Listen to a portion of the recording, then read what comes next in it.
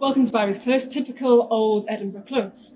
Today it's 5, maybe 6 stories high. Originally these streets were 10 or 11 stories high. In one close they were 14 stories high, all overhanging, all overcrowded, no gas, electricity, running water, flushing toilets.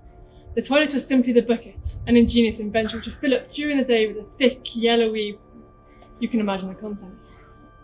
It was the work of women or children usually to empty that bucket, and if you live on the ground floor it's quite simple. Open your door, shut the bucket into the close and into the close below.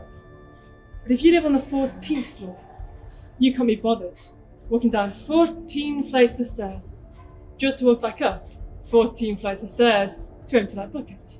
So instead you open a window on the 14th floor and shut the contents out of that window. If you're that poor person walking below at the time, it's a rather unsavoury taste experience. So in the year 1749 they introduced a law. This law was called the Nastiness Act, and it meant that by law you couldn't empty your bucket unless first of all it was 10 o'clock at night, so when the bells tolled at the High Church of Edinburgh. Second reason was you had to give a warning for anyone below in the close. And the warning was Gardyloo, comes from the French rather crudely, Gardyloo, watch out for the water. You're walking down this close, you hear the shouts, you hear the window, you hear the bells, you turn your head and you shout, hold your hand!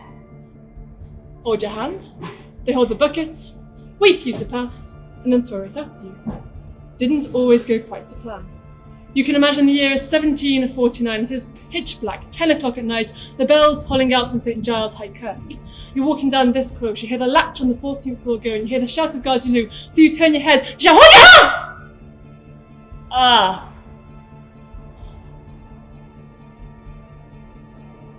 Unpleasant. And you think that's fine.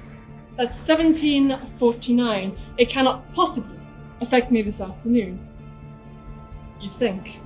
The Nastiness Act has never once been repealed, so technically to this day by law, the people of Edinburgh are still allowed to throw what they want out of their windows as long as first of all the bells have tolled and second of all they warn you first. So if you're in Edinburgh this evening and you hear the bells tolling for 10, if I were you, I'd beware.